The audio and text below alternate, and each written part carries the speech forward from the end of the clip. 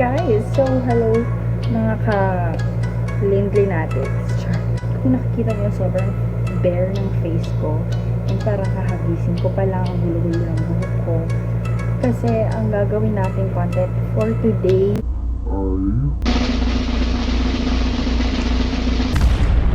makeup challenge. So, alam naman natin, no, na hindi naman tayo kagandahan.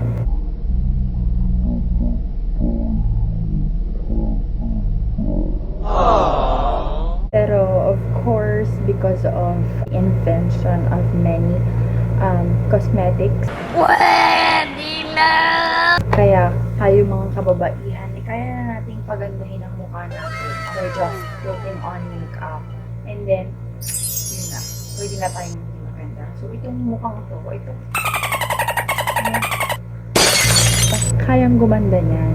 Pero, disclaimer lang, no, hindi pa rin po tayo professional makeup artist. Tayo po ay normal lang, typical na mamamayang Pilipino na meron lang mga konting alam sa pag-makeup. And kahit pa paano, na-enhance naman natin yung exotic beauty na meron tayo. So anyway, hindi na po tayo magpapatumpik-tumpik pa, no, mga ka-Lyndley natin. Without further ado, let's go! Yan. So, bago po natin simula na paglalagay ng mga makeup, unahin po muna natin yung syempre linisin yung face natin, maghilamos, para matanggal yung mga dirt. Syempre, kung after maghilamos, lagi pa rin yung may mga excess dirt. So, dapat nakapaglagay kayo ng mga kung ano-ano pang skincare para hindi humalo yung dirt sa makeup na ipapatong nyo sa mukha nyo. So, mahalaga dapat laging merong proper hygiene before mag-makeup. Kasi, yun na nga, mahirap magkaroon ng complications, lalo na sa face. So, ako kasi, kung nakikita nyo naman, acne prone ako. Medyo sensitive yung skin ko. Kaya dapat, ang ginagamit din natin mga products ay yung safe, organic, para hindi mag-severe pa yung mga, kung ano mang meron something sa mga face lock nyo.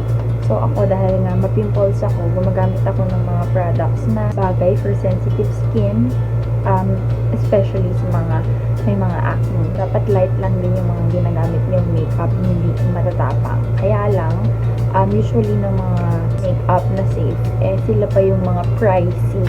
Ito sa mga natutunan ko na pag-aalaga sa skin, mag-invest ka. Mga mas effective talaga. Sa skincare kasi tayo mag-invest, hindi sa mga maling tao.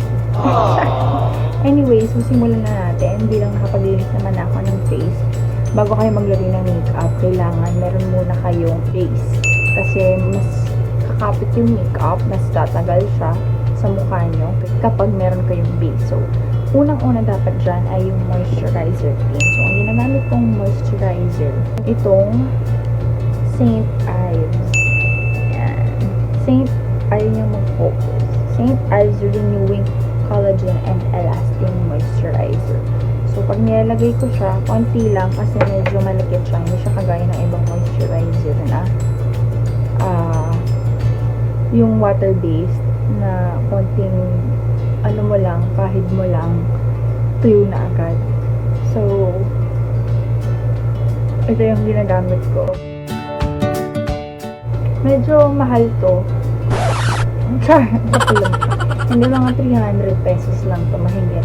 Nabili ko siya sa online, sa Shopee lang. Marami naman to. Meron din pa siguro sa Watson or sa department store sa SM if ayaw bumili sa online. So, after putting on moisturizer, ang next natin ilalagay, ito medyo pagkain lang natin. Kailangan nag-sanitize din kayo ng mga kamay niya kasi ihahawak niyo siya sa face niyo. So, kung tatanungin niyo ako, mas okay sa akin gumamit ng kamay, bare hands, kasi mas gamay mo kasi yung skin mo lalo sa mga sensitive sa kagaya ko.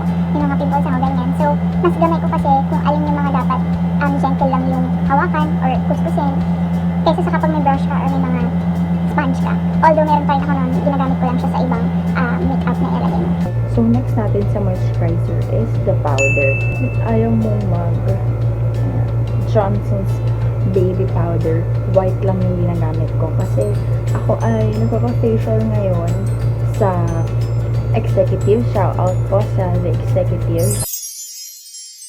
Pinababawal nila sa akin na gumamit ng any cream sa mukha. Pero okay lang yung mga moisturizer. Tapos, ayaw nilang gumamit ako ng mga concealer at sa mga foundation. However, for the sake of my vlog, gumagamit po ako. Pero dahil ayoko din naman masyadong lagyan ng matapang na product yung face ko, gumagamit na lang ako nitong polvo lang. As in, ito lang yung ginagamit ko. Gandang polvo lang po tayo. And white lang. Kasi yung ibang kulay, ang alam ko, ito na yung pinaka-gentle sa lahat. So, kamay lang ulit. So, tandaan nyo to kasi effective talaga itong base na to. Itong proseso. Okay, nilagay tayo sa leeg para pumanta yung kulay. Yung gabo. Lagi nyo pong tandaan na kailangan maging gentle lang tayo sa ating mukha. Hindi lang sa mukha, maging sa face po natin. Ayaw po natin na mas lalong masira yung mukha natin, so kailangan gentle. A few inches later. So, ayan, nakapaglagay na po tayo ng powder. Ang next natin ay setting spray. So, dahil po, hindi naman po tayo kayamanan, hindi naman po tayo mayaman, mahal po kasi mga setting spray. At saka, hindi naman din ako lagi nagbe-makeup. So, bakit ba ako bibili pa ng setting spray? Eh, kaya lang, meron kasi akong moisturizer. Ito, yung aking, yung mga dumi-dumi na siya. Itong aking aloe vera with vitamin C, vitamin water. So, para siyang mist. Na nabili ko din siya online. So, moisturizer na siya na parang setting spray na din. So, siya na lang yung ginagamit ko. Unti na lang siya. Pero, lampas isang taon na yata sa akin. So, hindi naman kasi ako lagi nag-makeup.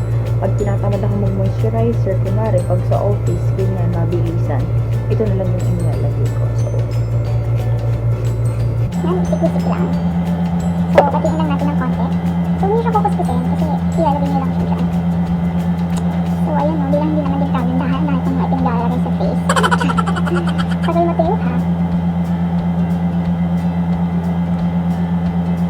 So, maganda din siya sa skin kasi meron siyang moisturizing effect. Ay, hindi ko mabasa, Korean. Basta alcohol-free siya and paraben-free. So, very safe siya sa skin mo kung gamit ka. A few inches later. after ng setting spray, gagamit po tayo ng primer. So, itong primer ko, nakita ko lang to dito sa bahay. So, galing yata to sa ate ko. Nabili niya to sa Dubai. Tapos parang hindi naman siya gumagamit ng ganito. Kaya, ako na lang ang nagamit. Bilang lagi din naman ako ng mga pang-makeup challenge. So, ito. LA Girl Pro Prep HD or High Definition Smoothing Face Primer. So, ayan yung primer na ginagamit ko. No? Bilang sa mga mapores na mukhang kagaya ko, sobrang makakatulong po yung primer para ma-minimize yung pores. Kasi pag nag-makeup ka, sa mga nakakapangit ng result ng makeup sa mukha is kapag syempre kita yung mga butas-butas. Hindi lang, ang dami kong butas-butas. Mahalaga itong primer, pero syempre kailangan din na maingat tayo sa pamimili ng primer kasi may ibang primer na sobrang mura. Kasi yung pala hindi lang siya effective. Parang wala lang, lalo kang naging oily. Usually kasi ang primer, ang pinaprevent niya na mag-oily ka. Kasi diba yung mga makeup products, pag nilagay mo siya sa face mo, parang maka-after ilang minutes, oily ka na agad. So yung primer nakakatulong siya na mag-stick yung makeup mo sa mukha mo longer, mas mahaba. Longer yung time na pag-stay niya. At the same time, para mapigilan na mag-oily. So ilagay niyo lang siya syempre sa mga part na talagang matitindi yung pores niyo. So ako nilagay ko siya dito sa batang ilong, dito sa anong tawag dito? Yung T-back. Tsaka dito sa aking pisngi kasi dito marami yung mga pores ko. So fini-feel niya kasi para siyang filler. Fini-feel niya yung mga butas. So yun lang. And then lastly, complete nyo na yung base nyo for makeup. Gagamit tayo ng foundation. However, hindi na po ako gumagamit ng foundation kasi nagbabawal na po yun sa akin. So, ang ginagamit ko lang ay itong aking Duo Finish Foundation ng Vice. Yung shade niya ay Kinesa. Kasi yung shade ko ay medyo maputi kasi ako. So, ayan. Ayan, nalabo na yung salamin. So, ayan yung kanyang kulay. So, ginagamit ko lang siya as powder. Kasi ayokong gumamit ng mga cream na absorb kasi masyado yung cream. Gumamit tayo ng mga light lang na products. Meron siya sa SM, meron siya sa Watson, meron siya online. So, yun din natin mga na maiitim, may dark spots. A few inches later. Yung mga nilagyan natin ng primer. So kung nakikita niyo, nagkakaroon na ng difference yung mukha. Or wala. So kanina, di ba, parang sobrang visible yung mga scars ko and yung mga dark spots ko. Pero ngayon, nawala na siya. Always yung tatandaan, lagyan ng, yung under eye. Lagyan din natin kakalimutan yung under eye. Kasi nakakalagdag po na sa look. Kapag na-eyebag, nakikita ng super. So ayan, no, kung nakikita po natin, medyo nabawasan yung mga butas-butas ko sa mukha. So, all thanks to yung base na ginagawa. So now, nakapaglagay na po tayo ng base. Unfortunately, hindi ako nakapag-shoot no, ng transition. But anyways, ito na yung clip na pag-makeup after maglagay ng base. Louis Vuitton pa more.